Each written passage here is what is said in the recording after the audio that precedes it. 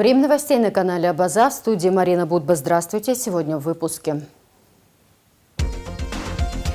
Для выполнения поручений президента по итогам гражданского форума премьер-министр Владимир Делба провел совещание. Фонд Амшра. История одного дела. В нашем эфире специальный фильм телекомпании Абаза ТВ. –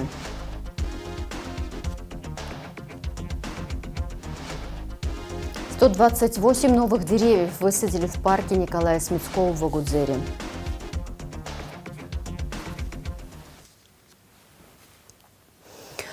Выполнению поручения президента по итогам гражданского форума, организованного Общественной палатой, посвящалось совещание, которое провел премьер-министр Владимир Делба. Основное внимание уделяется разработке конкретных предложений на основе резолюции форума.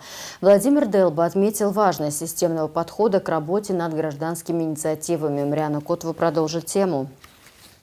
В центре внимания правительства Абхазии реализация поручений президента по итогам недавнего гражданского форума и рекомендаций на основе его резолюции. Речь идет о распределении полномочий согласно рекомендациям между ответственными органами. Каждая инициатива должна получить конкретного исполнителя, чтобы дальше можно было планировать экономические и социальные меры. Президент поручил тщательно проработать те рекомендации, которые были изложены в резолюции. В этой связи я хотел бы, чтобы мы сейчас с вами обсудили ход наших дальнейших действий. У нас есть предложение объединить ряд рекомендаций в группы и поручить ответственным органам, исполнителям дать свои предложения. Особое внимание уделяется срокам и деталям. Премьер-министр Владимир Делба должен представить предложение по реализации рекомендаций, которые относятся к компетенции Кабинета министров. В целях обеспечения общественного диалога между органами государственной власти и гражданским обществом премьер-министру республики рассмотреть резолюцию гражданского форума «Диалог, согласие, развитие», принятую 12 марта 2026 года, и представить в срок до 7 мая текущего года предложения по реализации изложенных в резолюции рекомендаций, относящихся к компетенции Кабинета министров Республики Абхазия. Одним из направлений обсуждения стало демографическое развитие и поддержка семей. Участники форума предлагают комплекс мер, включая программы стимулирования рождаемости и обеспечения жильем многодетных семей. Разработать и утвердить национальную программу демографического развития на период до 2036 года, включив в нее проекты стимулирования рождаемости, трехдетная семья, обеспечение жильем многодетных семей, молодая семья Абхазии с льготным кредитованием строительства и приобретения жилья. Включив в госпрограмму, в эту же программу включить государственную программу, я так полагаю, наверное, подпрограмму развития здравоохранения, предусматривающую ежегодную диспансеризацию всех возрастных категорий граждан. Отчасти правительство уже по поручению президента от 27 августа прошлого года уже начало свою работу. Работа очень масштабная, очень большая. Полагаю, что здесь потребуются и инициативы по внесению изменений в отраслевое законодательство, и не только в отраслевое. Для реализации этих рекомендаций определены ответственные структуры: Министерство социального обеспечения и демографической политики и Госкомитет по репатриации. Предлагаю по этому блоку закрепить уполномоченные органы как Министерство социального обеспечения и демографической политики, Госкомитет по репатриации. Финансовая составляющая также обсуждается. Все предложения должны быть реально реализуемы в рамках бюджета. Все будет сводиться к ресурсам. Но сейчас наша задача стоит дать предложение по рекомендациям. Мы можем это делать или не можем, и когда мы сможем сделать, а потом уже на него ресурс накладывать. Отдельное внимание уделяется статистике: перепись населения, учет рождаемости, миграции, восстановление национальной принадлежности. Есть у нас такое видение, что к 30 году, там тоже особенности свои есть функциональные, к 30 году провести перепись населения. Как она будет проводиться, какими инструментами, каким потенциалом, в какой срок, ну и многое другое, и какую категорию, в том числе там, и репатриантов, и с точки зрения статистического наблюдения. Это, вероятнее всего, Госкомитет, невероятнее, а точно Госкомитет по статистике. Процедура паспортизации репатриантов упрощена. Важна точность и скорость оформления документов для людей, приезжающих из-за границы. Некоторое время назад мы упростили даже форму, то есть для того, чтобы люди, которые на короткий промежуток сюда приезжают, наши граждане, ну, то есть наши соотечественники, чтобы имели возможность при прибытии за короткий промежуток нахождения на территории Республики Абхазия, имели возможность паспортизироваться. Мы заранее принимаем списки, мы проводим спецпроверки, все необходимое делаем для того, чтобы максимально упростить. То есть данная процедура онлайн, скажем так, подачи документов фактически, можно сказать, уже действует. Следующий блок – образование. Речь идет о создании агроклассов в школах, системе наставничества и подготовке специалистов для работы в сельской местности. Перед школами стоит задача определить контингент учеников и заинтересованных детей, чтобы образовательная программа была востребованной и эффективной. У нас начнется подготовка на открытие 5 агроклассов в сельских школах. Будем определять, в каких именно. Прежде чем, выбирать школы, нужно определить контингент учащихся и среди них количество заинтересованных детей дальше свою жизнь связать в этом направлении. Ранее профориентационная работа, соответственно, и в этих школах будем рекомендовать открывать агроклассы. Также обсуждается правовое регулирование собственности на сельскую недвижимость, введение электронных хозяйственных книг и создание единого государственного реестра. Участники встречи также обсудили механизмы инициативного бюджетирования в селах, развитие аграрного сектора, этно- и экотуризма, вовлечение местных жителей в проекты. Разработать механизмы стимулирования сельских администраций к наращиванию налогооблагаемой базы за счет развития аграрного сектора, этнотуризма, экотуризма и народных промыслов. Внедрить практику инициативного бюджетирования на селе с софинансированием проектов со стороны жителей. В завершении встречи министр чрезвычайных ситуаций Лев Квицини рассказал о том, какую помощь Абхазия оказывает Дагестану, пострадавшему от стихийного бедствия. Там не хватает, острая нехватка воды. Вот. Сейчас прямо на площади уже готовы 4 рефрижератора по 20 тонн. Вот. Сейчас оформляем грузы и мы выезжаем сегодня туда. Там на месте еще проведем совещание, переговоры по поводу того, чтобы какие дальнейшие действия, чем мы можем помочь. И президент предложил вплоть до лекарственных препаратов. Очевидно, что рекомендации гражданского форума не останутся на бумаге. Судя по всему, Кабмин намерен начать системную работу по реализации всех обозначенных инициатив. Марьяна Котова, Владимир Капуза, Абаза ТВ. Итоги исполнения бюджета фонда за первый квартал 2026 года, а также перспективы повышения пенсионного обеспечения граждан обсудили премьер-министр Владимир Делба с председателем пенсионного фонда Денисом Гулари. Делба подчеркнул значимость системной работы по повышению уровня социальной защищенности населения, отметил, что вопрос пенсионного обеспечения находится на постоянном контроле президента страны. Денис Гулари сообщил, что по итогам первого квартала пенсионный фонд обеспечил своевременное и полное выполнение всех социальных обязательств. В ходе встречи особое внимание было уделено реализации поручений президента Абхазии по поэтапному увеличению пенсионных выплат. Отдельным направлением работы остается поддержка граждан, не получающих российскую пенсию. По словам Дениса Гулари, их число ежегодно увеличивается примерно на 2000 человек и в текущем году составляет свыше 17 тысяч. Проблемам инвалидов Отечественной войны народа Абхазии посвящалось расширенное заседание парламентского комитета по обороне и национальной безопасности, состоявшееся 6 апреля под председательством Тимура Шергелия. На заседании обсуждались актуальные проблемы инвалидов войны, в том числе и вопрос законности наличия статуса инвалида войны у некоторых граждан. Комитет после долгого обсуждения принял решение о возможности приостановки присвоения статуса инвалида Отечественной войны народа Абхазии, сообщает пресс-служба парламента. По словам Шергеля, вопросы, поднятые ветеранами, инвалидами, нуждаются в оперативном и целенаправленном решении. Диалог между парламентом и ветеранами войны будет продолжен.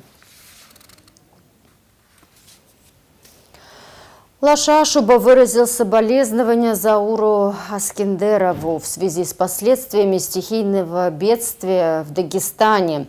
Накануне состоялся телефонный разговор спикера парламента Абхазии с председателем Народного собрания Дагестана. Ашуба поинтересовался ходом ликвидации последствий стихии в Братской Республике и проинформировал коллегу о мерах по оказанию гуманитарной помощи, которые предпринимаются Республикой Абхазия в настоящее время. Спикер парламента выразил готовность оказать все необходимое содействие в преодолении последствий природной катастрофы. В Республике Абхазия с чувством глубокого сопереживания воспринимают известия о ситуации, складывающейся в Республике Дагестан в связи с аномальными осадками и разрушительными наводнениями, подчеркнул Ашуба. Глава законодательного органа Абхазии попросил передать искренние соболезнования родным и близким погибших. Он также выразил слова поддержки всем жителям Дагестана. В Очамчирском районе завершили сбор гуманитарной помощи для жителей Дагестана, пострадавших от масштабного наводнения, сообщили в районной администрации. Сбор средств организовали местные власти совместно с предпринимателями и жителями района. Необходимую сумму удалось собрать за 2 дня. На эти средства закупили 20 тонн бутилированной питьевой воды и оплатили транспортировку груза.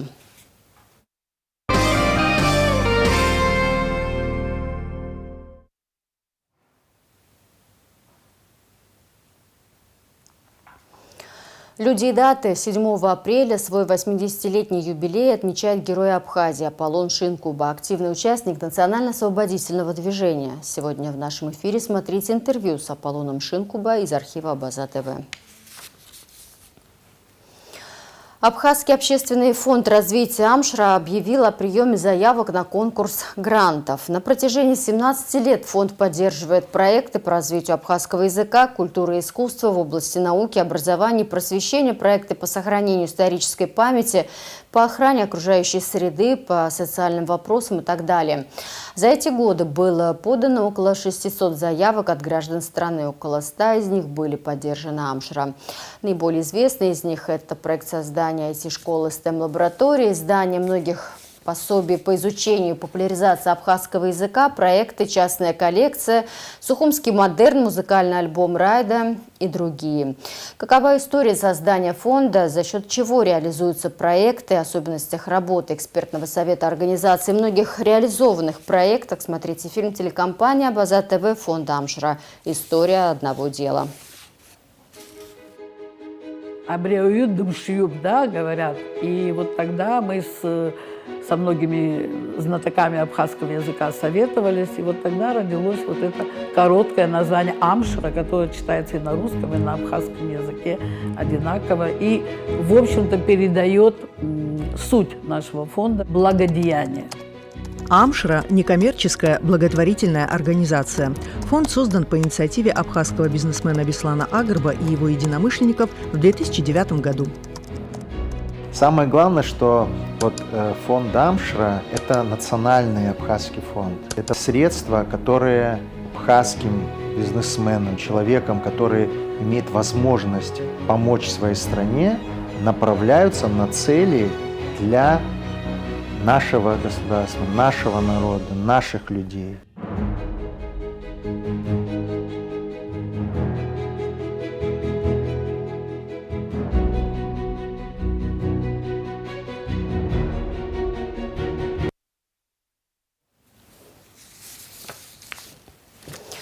Фильм телекомпании Абаза ТВ фонда Амшра «История одного дела» смотрите в нашем эфире после выпуска новостей.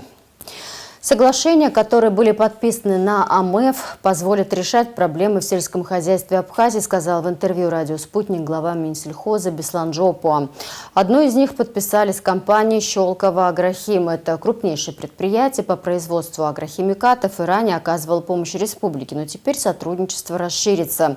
Соглашение предусматривает не только взаимодействие по поставкам химикатов, но и проведению российскими специалистами исследований для определения конкретных препаратов, необходимых для лечения сельхозкультур. Еще один документ, подписанный с Росагрохимслужбой, направлен на изучение почв. Он даст возможность получать информацию о состоянии почв, рек и лесов в разных районах Абхазии. Это позволит определять территории для закладки новых культур.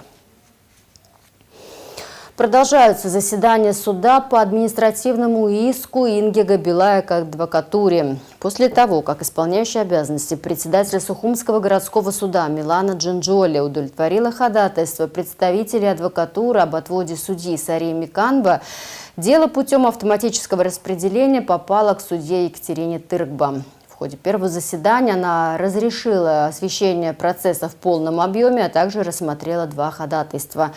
Отказала в приобщении заключения квалификационной комиссии Палаты адвокатов, полученного Ингой Габилая накануне, а также удовлетворила ходатайство представителей адвокатуры о замене ответчика. Вместо Константина Чигава, который покинул должность председателя Палаты адвокатов, ответчиком стал исполняющий обязанности председателя Роза Зонтария. Согласно процедуре, суд должен дать время новому ответчику ознакомиться с материалами дела. Следующее заседание назначено на 17 апреля.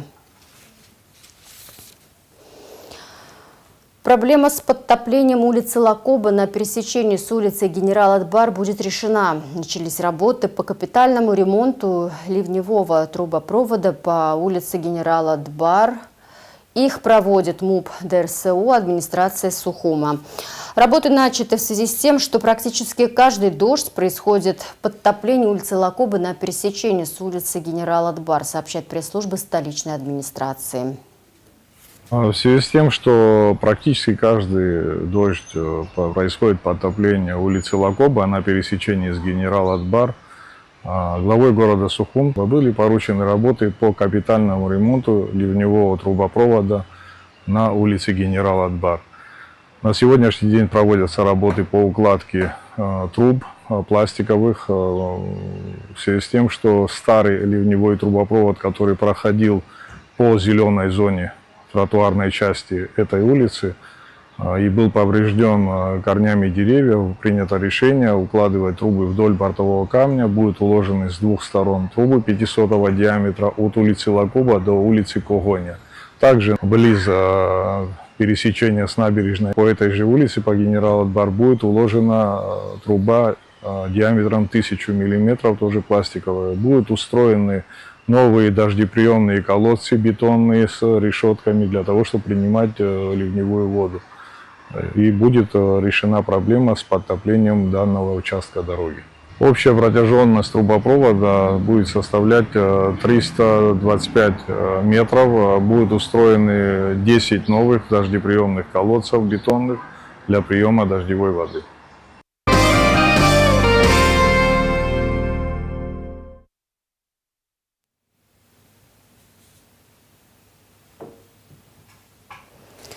«128 новых деревьев высадили в парке Николая Смицкого в Агудзере. Акция прошла в рамках проекта местных активистов, получивших грантовую поддержку в конкурсе «Созидатели Абхазии». Более 100 жителей Гулрипчского района, а также экоактивисты из других районов приняли участие в посадке. Многие приходили с детьми и со своими саженцами. Подробнее Надежда Боровикова. Акция по высадке новых деревьев в дендропарке Николая Смицкого в Агудзере – это второй этап проекта, получившего финансирование в рамках конкурса «Созидатели Абхазии». На первом этапе ученые из Института ботаники провели инвентаризацию парка, которая не проводилась с 1987 года. Проинвентаризировано около 700, 678 растений мы проинвентаризировали, каждому присвоен номер, как вы видите, описано жизненное состояние, условия произрастания, даны рекомендации, как за ним ухаживать и как облегчить жизнь растениям. Около 56 растений выпало, мы отметили как выпады, это то, что на сегодняшний день уже те, которые нужно удалить, и 20 с лишним, те, которые перспектива год-два и нужно убрать точно.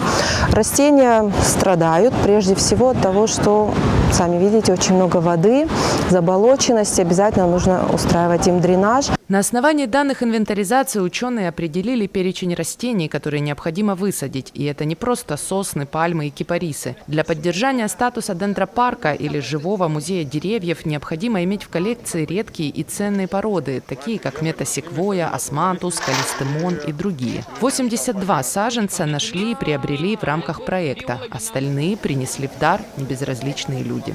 Мы связались с Ачадарой и Обнилосом.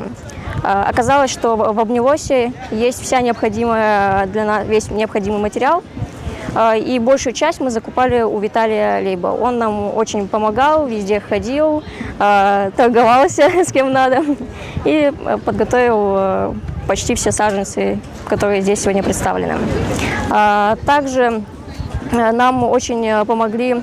Эраст Кверая нам подарил целый КАМАЗ земли. Чернозем со Скучи – это самая богатая земля, которая есть у нас. Далее нам также Инар Сацба купил 20 кипарисов. И я, кстати, не знаю, не уследила, комитет молодежи обещал 10 кипарисов. Возможно, они привезли. Также сегодня ботаники приехали с Сергеем Михайловичем и от себя подарили 5 альбиций. Тоже большой вклад, это очень уникальные красивые деревья. Основная цель акции, чтобы у каждого саженца появился свой хранитель. Для этого, перед тем, как приступить к работе, многочисленные волонтеры должны были записаться у организаторов, получить номерок и только потом приступить к высадке. Инструктаж участникам акции провел академик, доктор биологических наук Сергей Бебия. Корневая шейка у этого должна быть сантиметров на 2 выше, чем поверхность почвы. Но во время посадки должны быть обязательно утоптаны крепко, чтобы почва имела контакт с корневой системой. Юные жительницы Агудзеры Полина Клименко и Валерия Фомина провели детство в этом парке. С ним связано много добрых воспоминаний, а благодаря акции здесь появятся их именные деревья. Саженцы девушки принесли с собой. Сегодня мы здесь, чтобы сажать деревья. Мы тут со своими эвкалиптами. У нас есть свое поле, где папа саженцы выращивает эвкалипта, и мы оттуда выкопали и привезли сюда.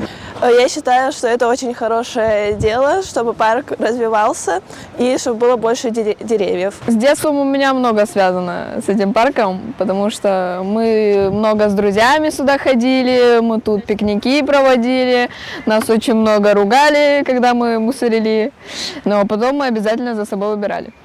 Также я с бабушкой на море ходила, с всей семьей на море ходила. Тут очень много праздников разных проводилось на 1 июня, на 9 мая. Я всегда хотела посадить свое дерево. Я приду со своими племянниками и расскажу им, что вот у меня есть свое собственное дерево, которое зовут Клименко Полина. Предложение принять участие в возрождении парка не оставило равнодушными ни стариков, ни детей. Желающих было так много, что саженцев не хватило на всех. С 1968 года я живу здесь, 1968 года. Здесь был прекрасный парк тогда. Но сейчас от того парка осталось 10-15%, не больше. Вот, хотим восстановить это. Большое спасибо инициаторам. Восстановить этот парк для агудзерцев – это святое дело. Вот и трудимся. Я сюда приехал, потому что я люблю природу, люблю деревья. Я с детства очень люблю, потому что мы все время с мамой путешествовали по азиатским странам, и все время, когда мы куда-то ездили, я все время защищал деревья. Например, когда мы жили на Шри-Ланке, на острове, нас там хотели срезать дерево, но я говорил, что не надо срезать дерево, потому что оно нам делает вид красивый, потому что оно как природа, оно живое.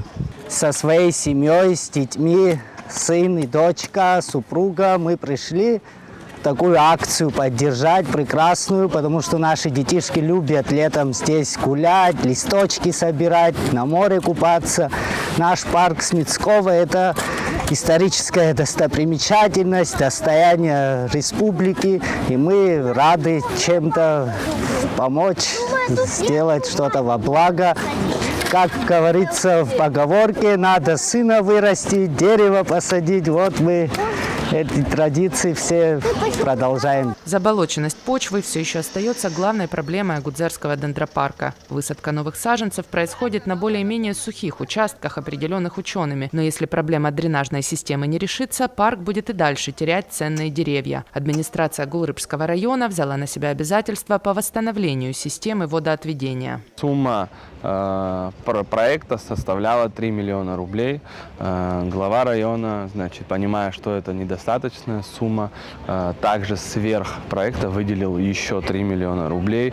Сейчас мы занимаемся еще также, опять-таки, привлечением неравнодушных людей, людей бизнеса, которые готовы будут помогать в восстановлении этого парка. Что касается по срокам, вот тут опять-таки геодезисты пришли, выполнили свои работы. И сейчас уже дренажные системы, они здесь очень забиты, засорены. Восстановление их это не одного или 2 дней работа, это планомерная, поэтапная работа, которая сейчас вот выстраивается, и сроки уже определены будут по окончанию. Благородная акция по возрождению дендропарка Николая Смецкого, которая привлекла столько местных жителей и активистов, была омрачена актом вандализма, произошедшим на следующий день. Неизвестные срубили 2 сосны, абсолютно здоровые, настолько большие, что под их весом пострадали и другие деревья. Кощунственный акт вызвал возмущение всех участников акции. К делу привлечена экологическая прокуратура, а местные жители и власти рассматривают возможность установки видеонаблюдения, чтобы подобное бесчинство не повторилось. Надежда Боровикова, Заур Кварча, Абаза ТВ. Организацию летней лагерной смены с 1 по 14 июня обсудили уполномоченный по правам ребенка Мактина Джинджоли, специалист по защите социальных прав ребенка аппарата уполномоченного Николь Шамба и главный специалист информационного сопровождения, имиджевой политики, Минтуризма Алина Авицба. Согласно ранее достигнутой договоренности с уполномоченным при президенте Российской Федерации по правам ребенка Марией Львовой Беловой в Абхазии планируется принять 200 детей и 30 сопровождающих из зон боевых действий. 115 человек будут размещены в Ачимчирском школе-интернате.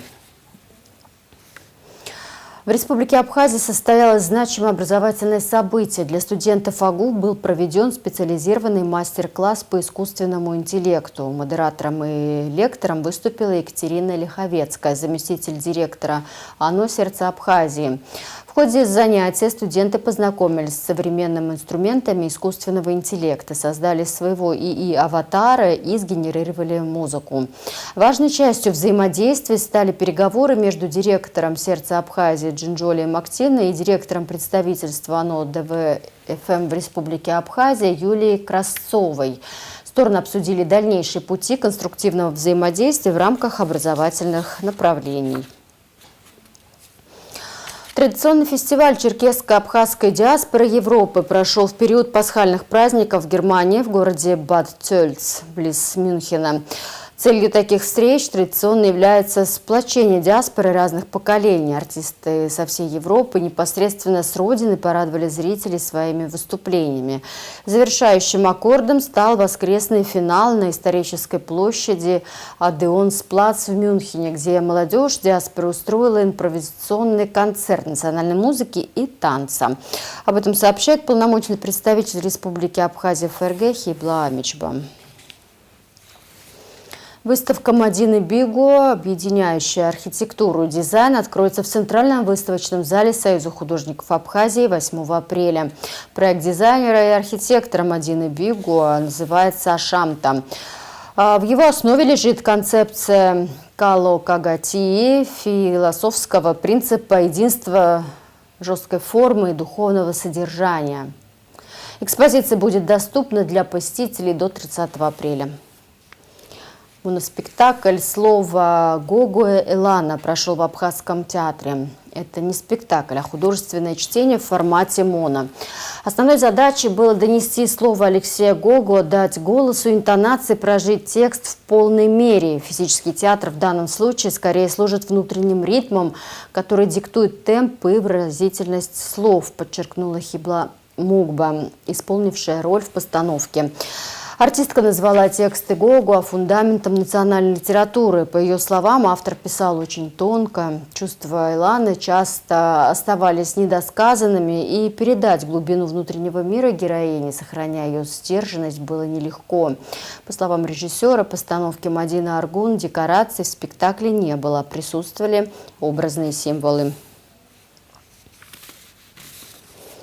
Экологи сообщают, гумиста в порядке. В эти дни в абхазском сегменте социальных сетей активно обсуждают необычный цвет реки Гумиста в ее низовьях и при впадении в море.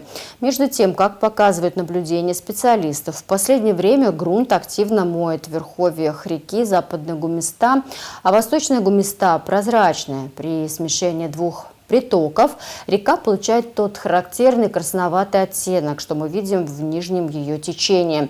Это событие периодически повторяется в весенний период или в начале лета, длится около 1,5 недели. Внимание, света не будет. Ремонтные работы пройдут 8 апреля на подстанции Уарча, сообщает Минэнерго. В связи с этим с 10 до 17:00 без света останется часть Гулрыбского района. Ну а в завершении выпуска прогноз погоды.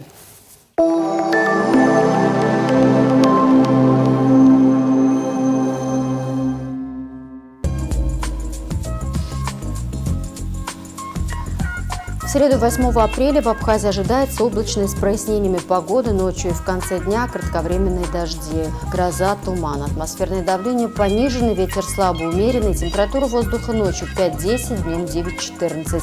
Температура морской воды плюс 12, относительная влажность воздуха 70-90%.